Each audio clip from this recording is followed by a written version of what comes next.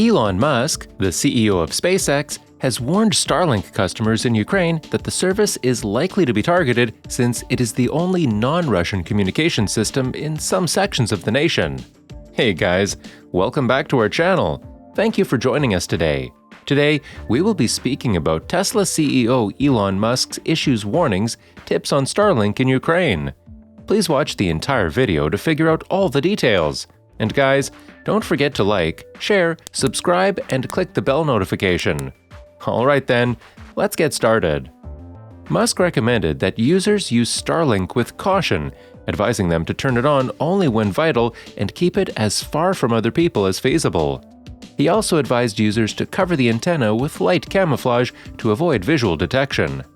According to Reuters, Musk's warning came after John Scott Railton, a senior researcher at the Citizen Lab project at the University of Toronto, suggested Russia may use Starlink's uplink signals in Ukraine as airstrike beacons. He described Russia's significant expertise in targeting people who use satellite phones and other types of satellite technology in a lengthy Twitter conversation.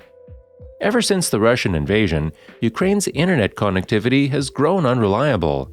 Gigatrans, the country's principal internet provider that provides access to other networks, has been disrupted by severe warfare and explosions in key cities such as Kiev. Following a request from Ukraine's Minister of Digital Transformation, Mikhailo Fedorov, SpaceX enabled the Starlink broadband internet connection. The corporation also rapidly deployed terminals to the nation, arriving just a few days after the service was launched. Fedorov posted a photo of a Starlink dish erected and in action on a rooftop just days after receiving the package from SpaceX. He also requested suggestions about maintaining the antenna operational throughout Russia's ongoing bombardment. According to Musk, SpaceX is modifying the terminal's software to lower peak power usage and let a car's cigarette lighter plug charge it.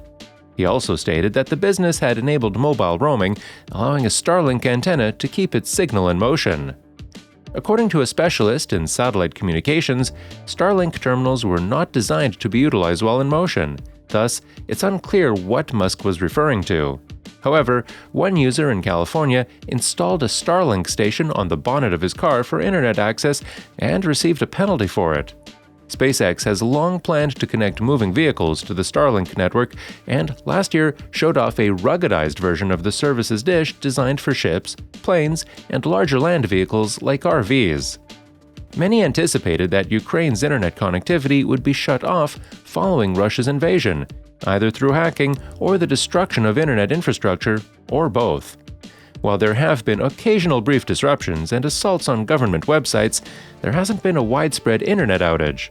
After Ukraine's Vice Prime Minister, Mikhailo Fedorov, appealed to Elon Musk through Twitter, the billionaire responded with assistance. In Ukraine, a truckload of Starlink satellite dishes, popularly known as dishies, arrived.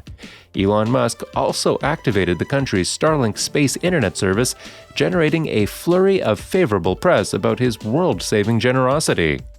It's unclear whether or when Ukraine will require an alternative internet provider, but having the endorsement of the world's richest man can't hurt. However, some feared such assistance would expose them to greater risk if Russia were to track satellite signals and attack whoever was utilizing them. Fears that Musk himself would express several days later. Fedorov, also Ukraine's digital transformation minister, has appealed to several vital tech magnates for assistance during the invasion. Musk isn't the only one. He's been pleading with Apple and Tim Cook to block App Store access in Russia, Google and its CEO Sundar Pichai, and YouTube and its CEO Susan Wojcicki to deplatform Russian state media. Cloudflare and its CEO Matthew Prince block Russia's access to its services, and Meta and Mark Zuckerberg have blocked Russia's access to Facebook and Instagram over the last few days. Fedorov has also threatened to shut off Russia by tweeting at payment processors and cryptocurrency exchanges and urging cyber professionals to join an IT army. It's part of what appears to be a successful plan. Russia is well known for using the internet to disseminate its persuasion via coordinated social media campaigns. However, Ukraine has developed its social media strategies, with its leaders using personal, often emotive pleas on multiple platforms to make a case for Ukraine. As Fedorov put it in a tweet last week, win the hearts of the world while shutting Russians off from technology that has grown important to many areas of their everyday existence. The other corporations haven't given Fedorov all he asked for, but they have offered some assistance. Apple has ceased selling items in Russia, disabled Apple Pay, and deleted Russian state-controlled news applications from its App Store outside of the nation. Google and YouTube have stopped selling advertisements on Russian state-controlled websites and channels, and YouTube is deplatforming Russian state-controlled media in Europe. Meta is blocking access to Russian state-controlled media on Facebook and Instagram in the European Union, and posts with connections to Russian state-owned media are being demoted internationally. On the other hand, Fedorov received precisely what he wanted from Musk, a CEO who thrives in the limelight and has a tendency to leap into high-profile situations with his own innovative Musk Company-branded technology solutions. Musk has shown a readiness to participate in the Russia-Ukraine war in other ways. He tweeted with SpaceX's emblem to a Russian official who threatened that if Russia were cut off from the station, it would fall out of the sky. Musk tweeted in March 2020 as the coronavirus epidemic beset the United States and hospitals were running out on ventilators that Tesla will produce ventilators in its Buffalo, New York facility. It was not the case. Tesla created a ventilator prototype using Tesla components never put into production, but it made an excellent PR video. Tesla-branded BiPAP and CPAP devices, routinely used to treat sleep apnea, resulted from Musk's vow to give hundreds of ventilators to hospitals. While some of such devices were beneficial, they were not ventilators. In terms of Starlink in Ukraine, it appears to be operational, as Musk predicted.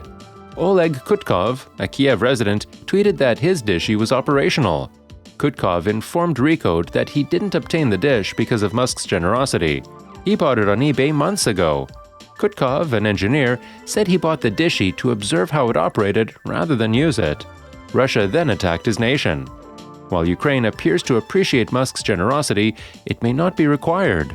There have been reports of alternating internet outages in the country, but, as The Guardian pointed out, cutting a country off from the internet, which several companies provide via various mediums such as fiber optic cables, cellular networks, and other satellite internet services, it is no easy task for an invading army. It isn't Tonga, where a single vulnerable cable provides an entire nation's internet. And cutting off the internet in a country like Ukraine, which has been subjected to Russian cyber attacks for years, may be even more difficult. Due to obligation, it has had to make its internet services as secure as possible. Having Starlink, however, appears to be a good thing on the surface, even if it is as overhyped as everything else Musk does. Internet access has been a complicated part of the invasion and a way for Ukrainians to stay connected to one another and the rest of the world. In recent days, Ukrainians have been increasingly downloading communication and connectivity apps, both offline and online, such as Signal, Telegram, Zello, and yes, Starlink. We have no idea how many dishes Musk sent over, who will receive them, or how they will be used. SpaceX and Ukraine's Ministry of Digital Transformation did not respond to requests for comment.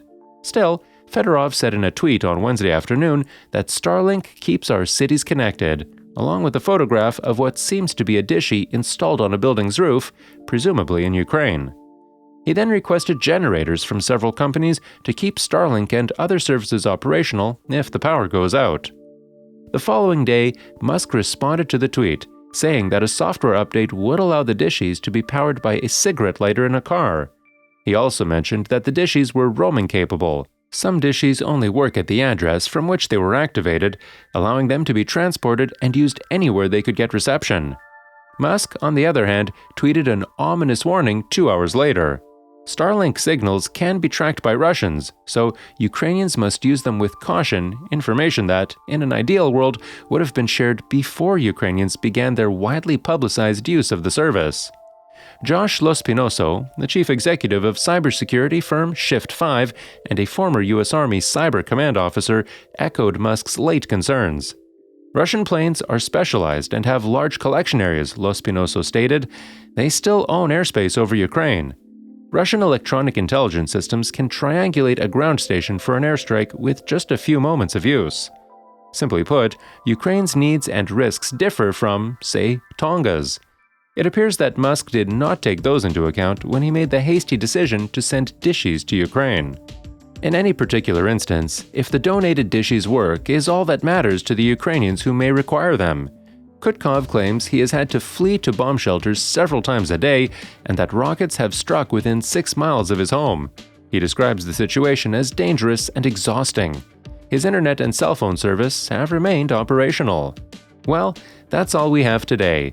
If you enjoyed today's video, don't forget to like, share, and subscribe.